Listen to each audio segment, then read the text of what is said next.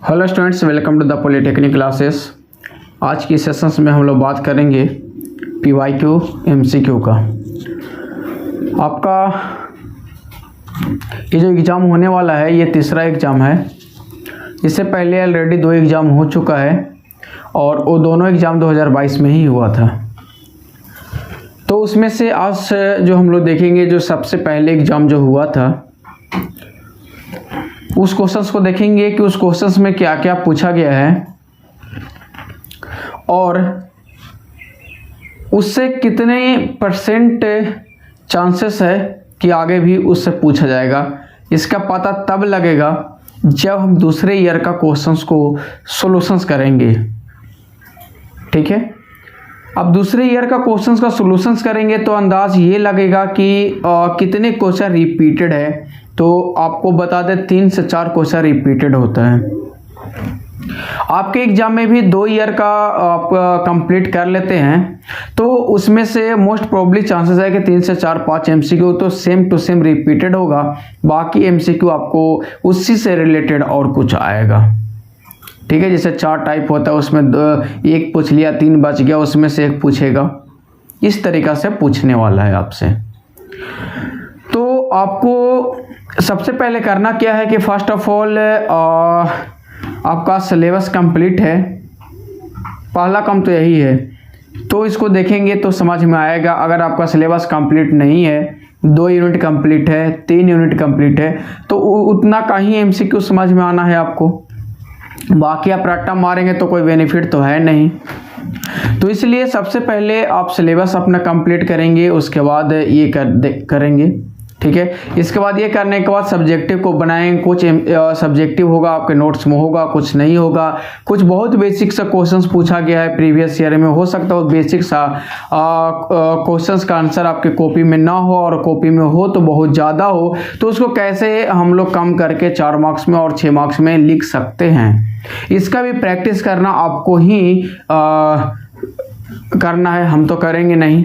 ठीक है, तो ये सब बेसिक जो चीज़ें हैं इस पर आपको ध्यान रखना होगा कि 4 मार्क्स में है तो 1 से 1.5 पेज लिखना है। कैसे लिखेंगे, क्या लिखेंगे, वो आप पे डिपेंड करता है। उसका प्रैक्टिस आपको आज से ही करना है, क्योंकि आप एग्ज़ाम देने जा रहे हैं तो ऐसा सोच करके जाएंगे कि एग्ज़ाम में जो भी आएगा तो ऐसा नहीं कि बाहर आएगा, उसके अंदर से ही आना है। और उसके अंदर से आना है तो उसको कैसे हैंडल करना है ये आपको पता होना चाहिए। जैसे क्रिकेट मैच बहुत लोग खेलने जाते हैं तो बहुत लोग क्या करते हैं, जिस टीम के अगेंस्ट खेलते हैं उसकी कमजोरी को पकड़ते हैं, उसके स्ट्रॉन्गेस्ट पॉइंट को क्या करते हैं, पकड़ते हैं कि कहाँ पे वो मजबूत है, कहाँ पे वो कमज़ोर है, और उसके अनुकूल अपना तैयारी हम लोग करते हैं। लेकिन कभी कभी ऐसा होता है क्रिकेट में कि जो शॉट जिस बॉल के लिए खेल करके गए थे, प्रैक्टिस करके गए थे, वो बॉलर वो बॉल को डाला ही नहीं, कोई और बॉल डाल दिया। कहे का मतलब जिसका प्रैक्टिस किए थे वो नहीं आया, जिसको नहीं किए थे वो आ गया। वो 1-2 होता है, सब नहीं होता है। उस तरीक़े से यहाँ भी है कि टोटल 20 क्वेश्चन आएंगे तो ये कोई जरूरी नहीं है कि आपका टोटल 20 क्वेश्चन जो है आपके सिलेबस से ही आए। हो सकता है 1-2 क्वेश्चंस ऐसा हो जो सिलेबस में ना हो, आ गया हो, या फिर ऐसा हो सकता है कि कुछ क्वेश्चंस हमने नहीं पढ़ाया हो, आ गया हो। ऐसा तो नहीं कि 20 में 20 क्वेश्चन आएगा जो हम नहीं पढ़ाए हैं। ऐसा तो कभी हो ही नहीं सकता, इम्पॉसिबल। ठीक है ना, 1-2 हो सकता है। उसका भी तैयारी आपको करना है कि उस सिचुएशन में आपको हैंडल कैसे करना है। अब फाइनल ईयर का स्टूडेंट है, 5th सेमेस्टर का एग्जाम दे रहे हैं, इसके बाद लास्ट सेमेस्टर होगा, फाइनलाइज सेमेस्टर होगा। तो ये सब चीज़ें आपको पता होना चाहिए और ये सब एक्सपीरियंस अपने जूनियर्स को जरूर शेयर करेंगे आप लोग, क्योंकि एग्ज़ाम के दौरान काफ़ी लोग डरे होते हैं, सहमे होते हैं कि कैसे क्या करेंगे एग्ज़ाम हॉल में। तो ये प्रैक्टिस आप लोग को करना है बहुत अच्छे से। ठीक है, आप लोग को पहले अपने से MCQ बना लेना है तो आपको पता चलेगा कि मेरा जो तैयारी है वो कितना है, खुद से बनाना है। उसके बाद ये वीडियो को देखिए, वीडियो देखने के बाद आपको पूरा अंदाज़ा लग जाएगा कितना क्वेश्चन सही है, कितना क्वेश्चन गलत है। ठीक है, तो चलिए देर ना करते हुए 2-3-4 मिनट आपका टाइम हम ले लिए हैं। ठीक है, अपने से काहे हो रहे हो। ठीक है, 2-3 मिनट आपका टाइम ले लिए कुछ समझाने का, कुछ बताने का, जो भी मेरा एक्सपीरियंस है वो करने का। हम अपने से 100% दिए हैं ठीक है। हम अपने तरह से पूरा पढ़ा दिए हैं और ऐसा पढ़ाए हैं कि आपको समझाने का ट्राई किए हैं, तो इससे ज़्यादा और क्या कर सकते थे, ठीक है। अब आइए और भी चीज़ें आपको इसके बीच में हम लाना चाहेंगे।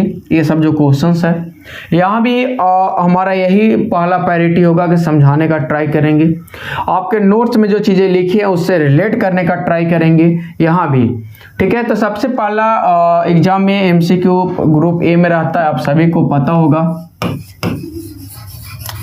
ग्रुप ए में यही रहता है, ठीक है। तो ग्रुप ए का पहला क्वेश्चन है, इसमें पूछा गया है कि which of the following is microwave frequency range. अब माइक्रोवेव फ्रीक्वेंसी रेंज आप लोगों को हमने पढ़ाया होगा 1 गीगाहर्ट्ज से लेकर के कहाँ तक, तो 1000 गीगाहर्ट्ज तक, ऐसा, ठीक है, ठीक है। यहाँ पे ऐसा नहीं है, हो सकता है उस टाइम भी हमने बताया था कि 1 गीगाहर्ट्ज से स्टार्ट होता है, ठीक है, लेकिन ऑप्शन में ऐसा नहीं है।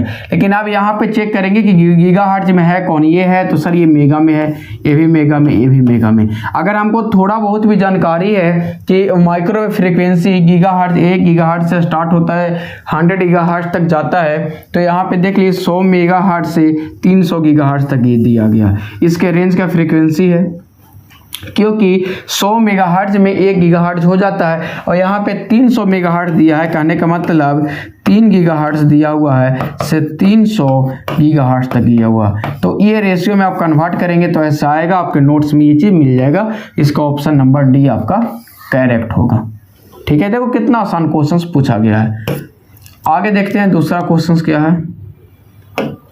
दूसरा क्वेश्चन है कि wave guide is made from, wave guide जो बनाया जाता है, आप लोग को बताए थे कि ये कंडक्टिंग मटेरियल होता है, तो वेव गाइड का जो वाल होता है वो कंडक्टिंग वाल होता है, उसको बनाने के लिए हम लोग मेटल का यूज़ करते हैं, और मेटल में ऐसे तो हम बोलते हैं कि सिल्वर या गोल्ड का अगर लिप लगा हो तो बेहतर हो, लेकिन क्या अगर वैसा रहेगा तो कॉपर कोई खरीद पाएगा, लगता है आपको? तो आंसर होगा सर नहीं, गोल्ड और सिल्वर तो लोग पहनते नहीं है, तो डिवाइस में कहाँ से यूज करेंगे, तो इसका तीसरा जो ऑप्शन होता है वो कॉपर का, तो कॉपर हम लोग यूज करते हैं, तो ताकि as compared to silver, as compared to gold ये क्या होता है, चीपेस्ट होता है, ठीक है, इसलिए इसका आंसर आपका हो जाएगा ए। चलिए आगे क्वेश्चन है, क्वेश्चन नंबर 3 है।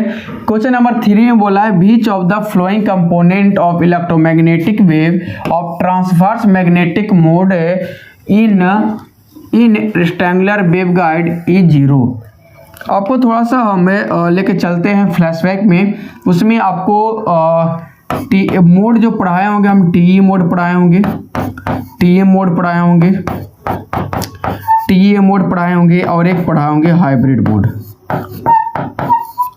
ठीक है, टीए मोड, टीए मोड और टीईएम मोड, और एक है आपका हाइब्रिड मोड, यही पढ़ाएंगे। और कोई ऐसा एग्जाम नहीं है बाबू यहाँ से क्वेश्चन सबसे नहीं ना पूछा जाएगा, सब में पूछा जाएगा।